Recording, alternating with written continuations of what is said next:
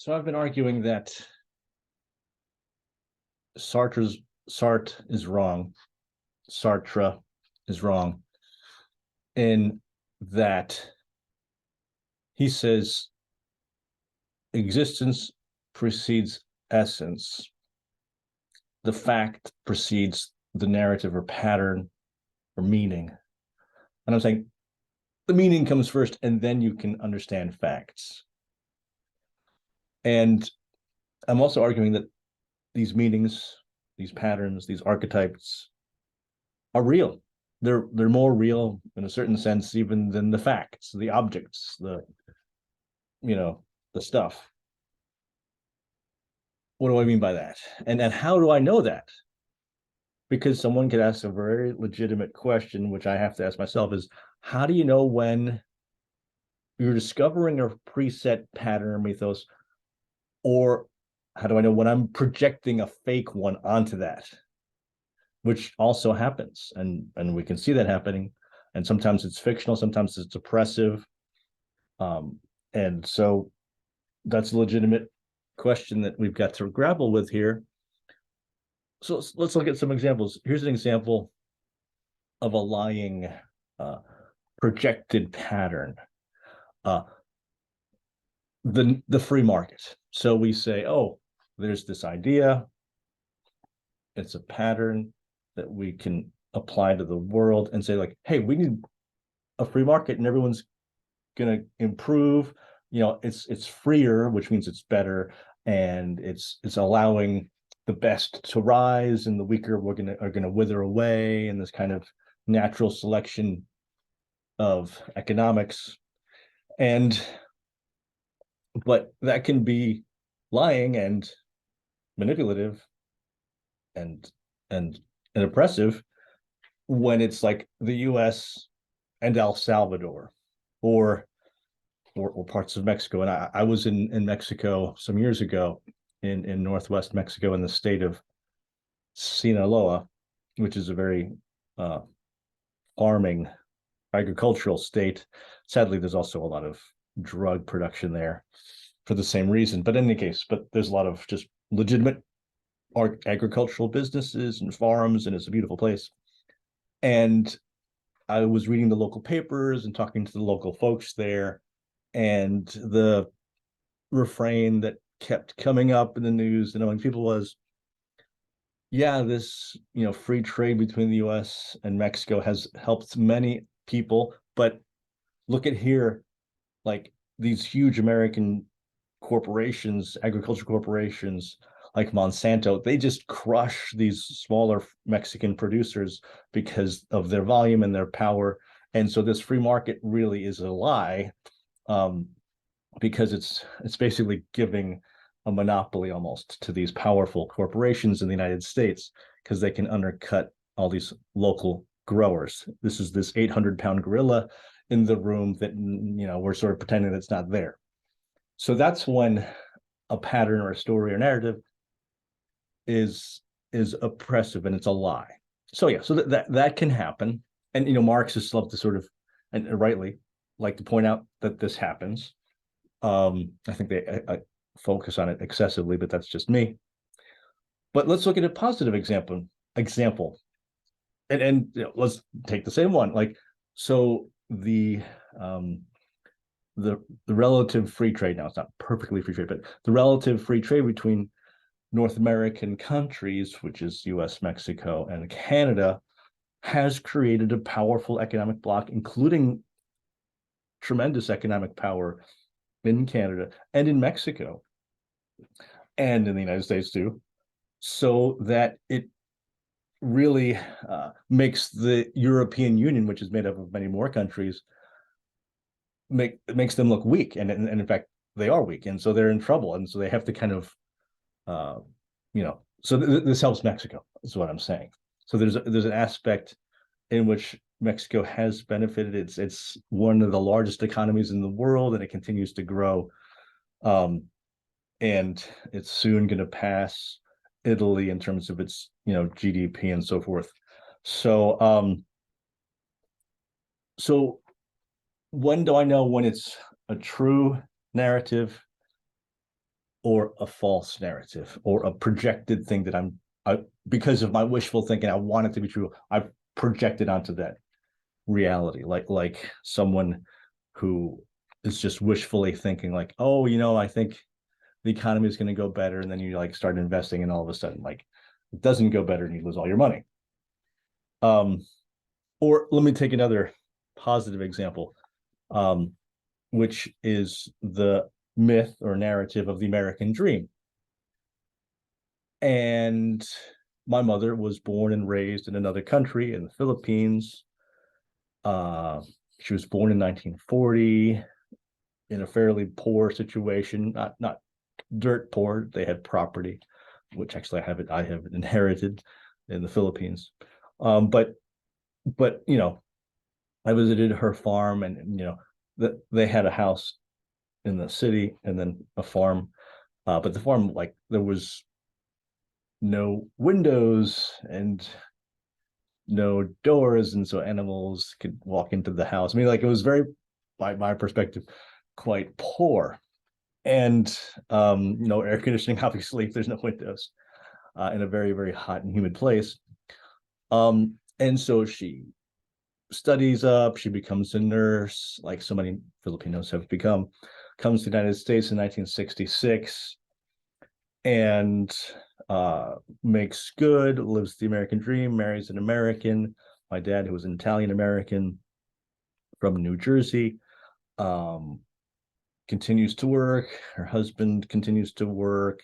They get a house. First they were in a small apartment, and then they get a house, and then they get a bigger house, and they send the kids to school, and they send two of their children to Ivy League universities. And that's the American dream, and one to the Naval Academy. And they have their grandkids and everything. Like, yeah, that worked. Is that myth true?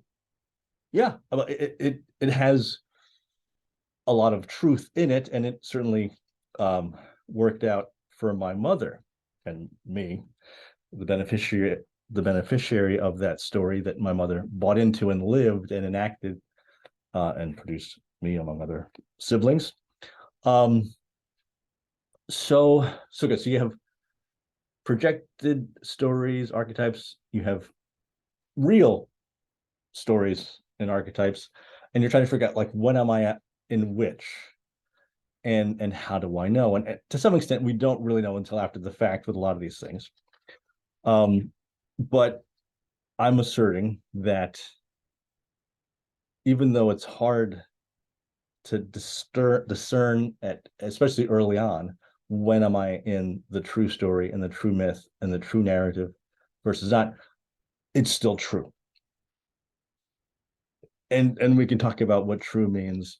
It works. It has real effects on real people in the real world. And because obviously there's like absolute truth. This is not this.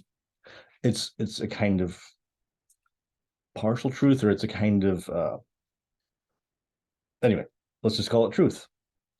So let's go to the share screen here and my PowerPoint.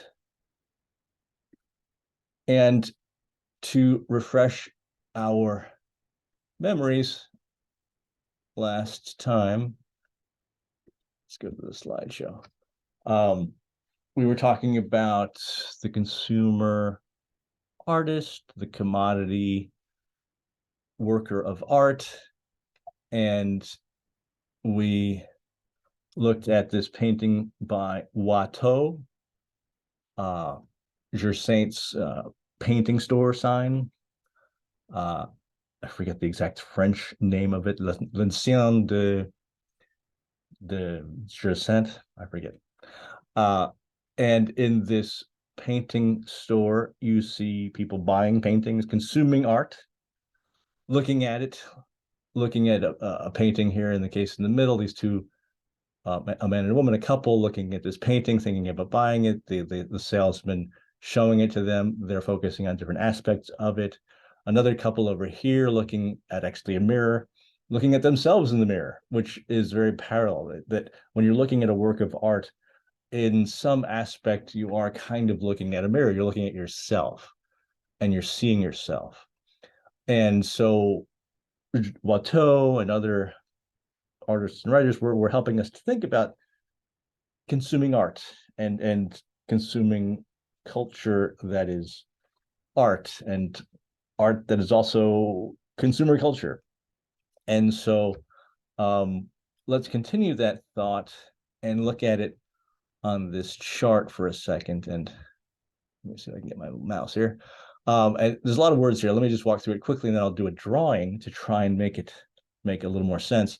Here on the left, you're working from a source on the left to a receiver or observer on the right. It's like a work of art on the left and the person looking at it on the right. And I've got these different steps there in the middle. And so taking the top one on the left, you've got a work of art, a beautiful object, a statue of Buddha, let's say, in a Zen temple, some beautiful object that people are contemplating. It's got a story or mythos and values within it. It affects the passions of the viewer, and there's the reviewer or observer who focuses on the signal, the figure. They're interpreting it. They're able to pick up the signal among the noise and say, like, there is a story here. I'm getting the story, and it's moving me. It's moving my passions. Okay, let's look at it in terms of the well-dressed philosopher. So this is not a work of art. This is a person who's a well-dressed philosopher or a charismatic founder. I'm putting those together, who carries a mythos inside of them iconically. They inspire the person to desire high ideals, and this gets the receiver to get formation, not just information, but they're getting formation. They're getting a sense of inner calm and a love of beauty. I'll explain all this more in a minute. Let's just keep going. Next step on the left, a somewhat beautiful object, because we're going to look at like a non-beautiful object below, but like just a plain old object like a pencil or a cup.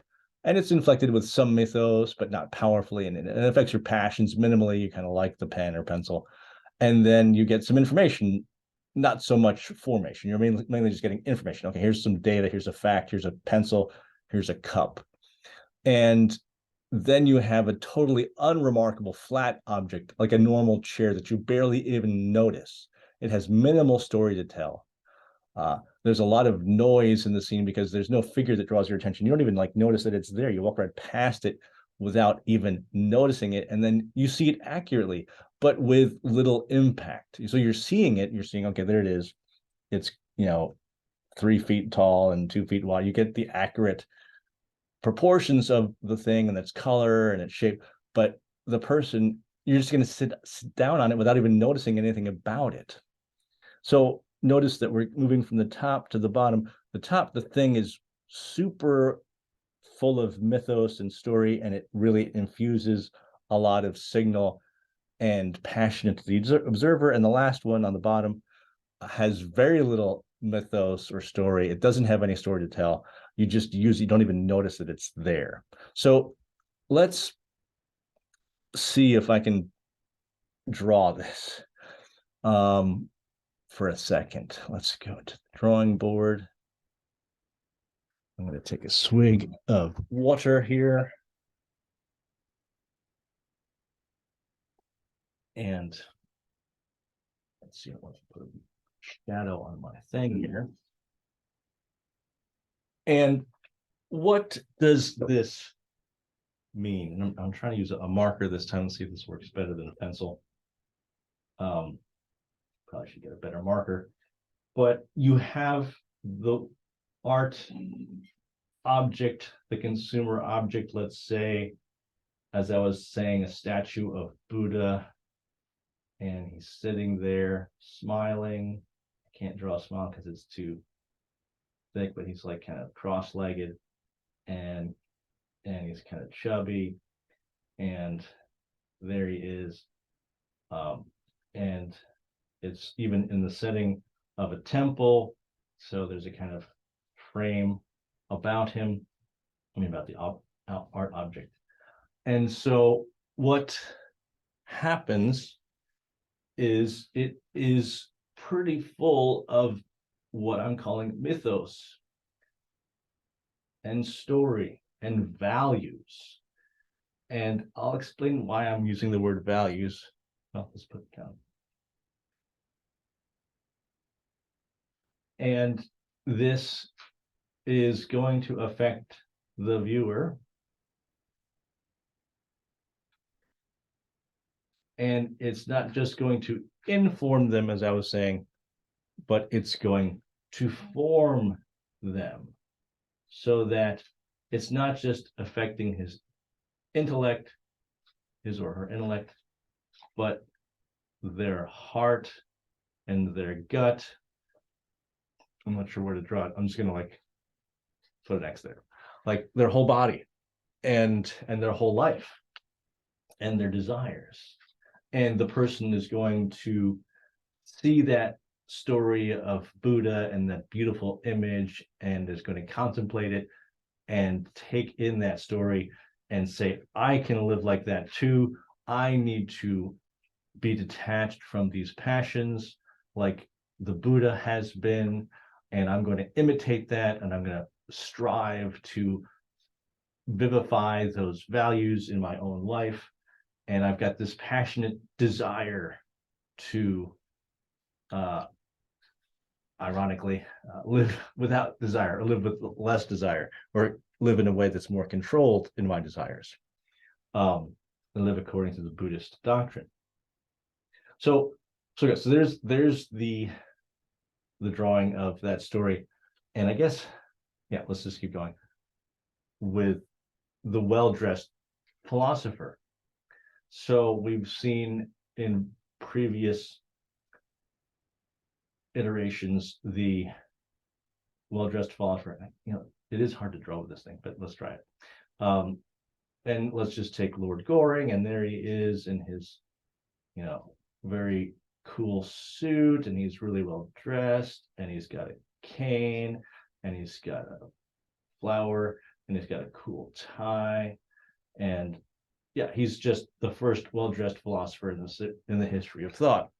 And so he is an icon of the set of mythos and values and mythoi, I should say, that he is carrying.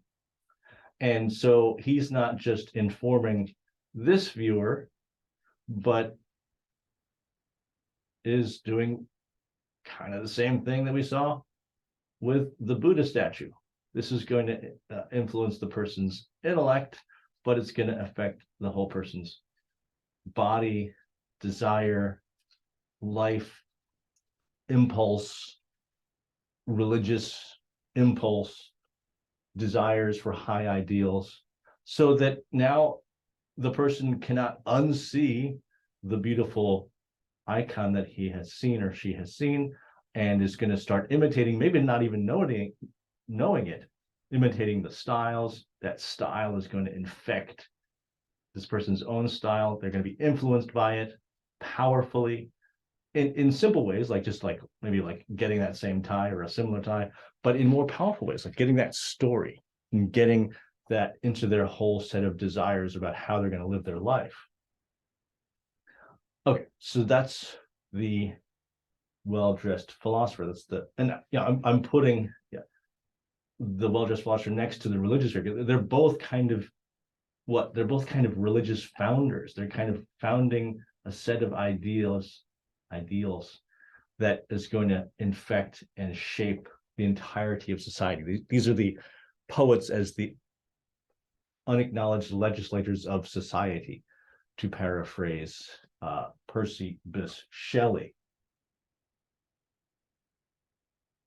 As I take another swig from my water here, I think I've lost a little bit of my voice. There was a fundraising concert last night that I was at, and I had to shout a lot. Anyway, getting back to this, I'm going to switch to my pencil because I'm finding it challenging to draw with this marker. Let's go to a page.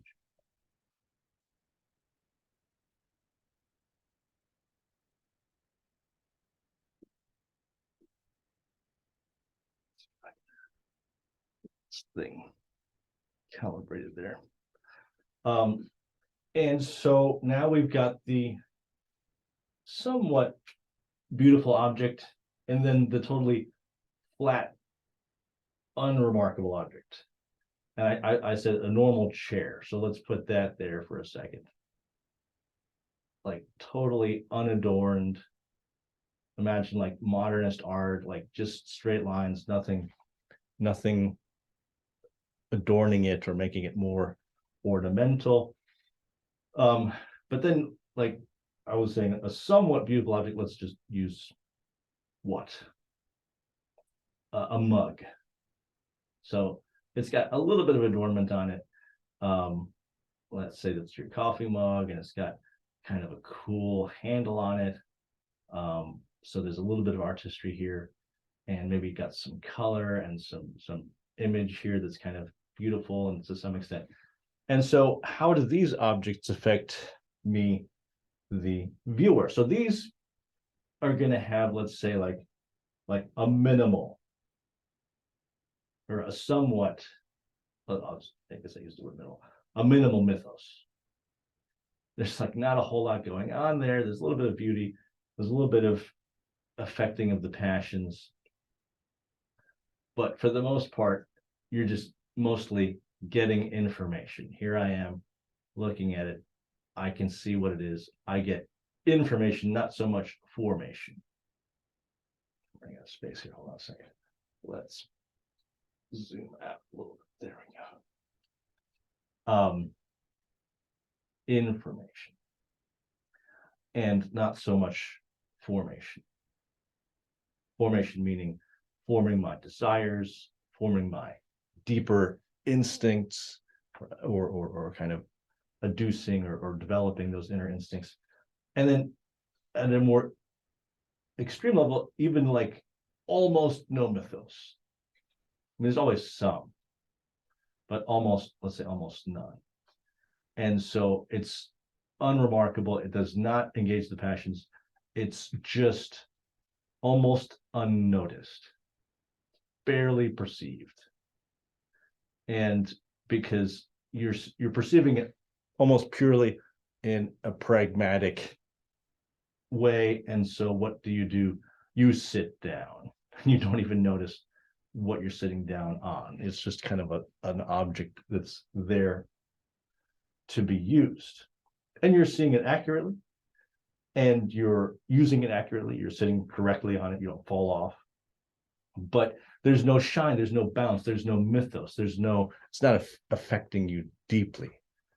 And so I'm walking through this set of objects, and I guess let me see if I can draw it in a different way here. Like, so on the one hand, if there's a kind of a spectrum between these objects, there's the kind of, where do I start? Let's use the right as these are the more powerful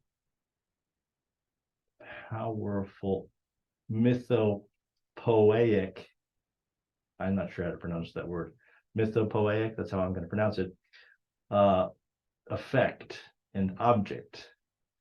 And like the person of fashion or the statue of Buddha that's beautiful and it's golden and it's adorned and it's got this powerful mythos that's affecting me. And then you've got the totally unnoticed object or just barely noticed object. And then you have stuff in the middle.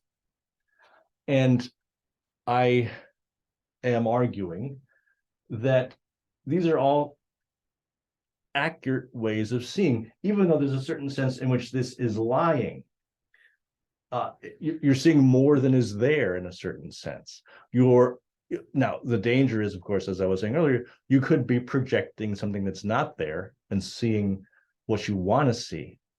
But if you are attentive, and especially if you're in conversation with others and you're in conversation with your culture, you will be able to accurately get the mythos and the mythopoeia of what's going on in those objects and in those persons, because it's also going to be women of fashion, men of fashion, the first well-dressed philosopher in the history of thought, all those things that Oscar Wilde was writing about, and that to some extent J.R.R. Tolkien and Watteau, the painter, are talking about how these art objects become consumer objects and vice versa. And so good. So I just wanted to make that point. And as Augustine said, I'm paraphrasing here, you are what you love.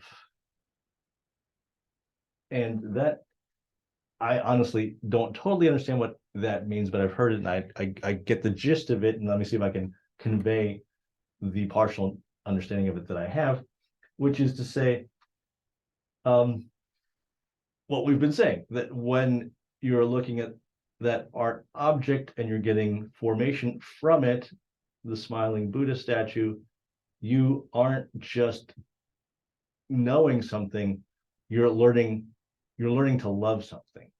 You're learning to desire, to want. This is giving you a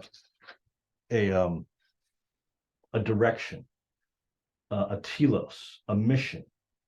And that's partly how we accurately know the world. We can't know the world unless we love it to some extent and love at least certain aspects of it.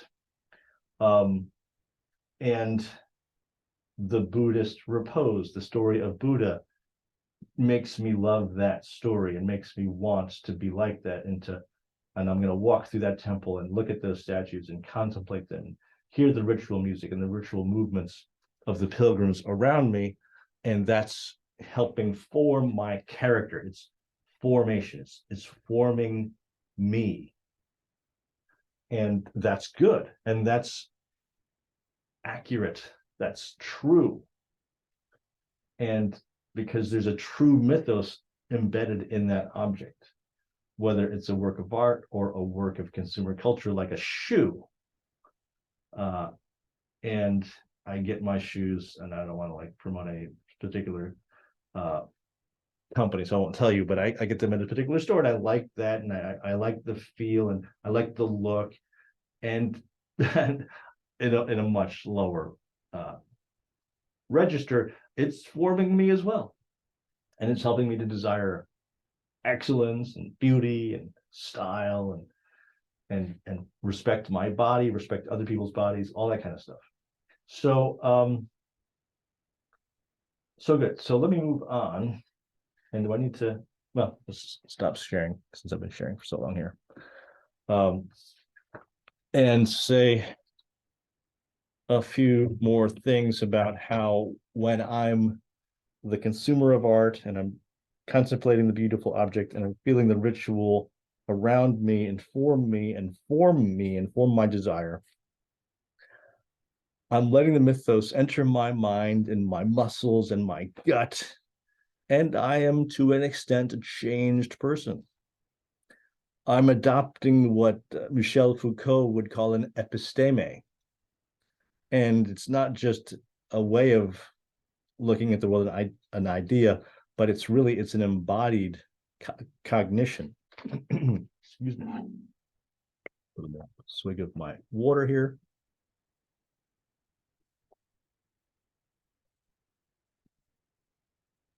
And it's giving me a mythopoeic map that orients it, and it orients me towards the world in a particular direction with a sense of that's north and that's forward, and I've got a mission. I know where I'm going. I know where I've been. I've got a story. I'm in a story that makes sense and that's working and that's real. The Buddha story, let's say. And certain artists like Wilde and Watteau in his paintings, they directly dramatize the phenomenon of the artist presenting art and of the consumer consuming works of art, so that we can kind of see that and think about that and see ourselves consuming art. I love that painting of Watteau. People they're looking at art and forming their desires, and then looking in a mirror and seeing themselves. And Wilde wrote a great essay, or it's actually a dialogue, kind of like a Platonic style dialogue, called The Critic as Artist. And I guess, am I saying that he's also showing us the consumer as artist? And when I'm buying a shoe or buying an image of Buddha, I'm being influenced and I'm becoming an influencer, and I'm engaging in this self-creation, Nietzschean self-creation to some extent. And I'm shaping culture powerfully. And those Buddha statues changed culture and shaped it for centuries and millennia and continue to do so. And this is the realm of mythos, the mythopoeia, the making of myth, or how mythic patterns and stories are kind of put into works of art and works of consumer goods such that they shape us. And if you can think about two, again, a kind of a spectrum. I love these spectrums. You can see that, like, on one side you have the seeing accurately, like seeing the plain old chair, and then the other side you see in a way that's you're being influenced powerfully by mythos, and it's not just what's there. It's like you're seeing something that's not there, Wilde would say. But it's kind of embedded in the kind of background and the under the hood of what's going on in that art object, mythopoeically, in a patterned way, and I'm seeing those larger patterns and I'm feeling those larger patterns. This is opposed to kind of a rationalism or a materialism of the object, that I want to see there's more than the object there in a certain sense. And um and good. So this is mythopoeia. And I was gonna bring in at some point, but I forgot to. Edward Bernays, who I've spoken of before, who has the wonderful dual reality of being a close nephew of Sigmund Freud and one of the key thinkers of advertising in the modern world of advertising. And it's so appropriate that that's the case, that you would have someone who was deeply involved with the inner workings of the first, like, psychological theories, modern psychological theories, and that person would be the one who would be able to, like, really create advertising culture that really is all around us all the time now.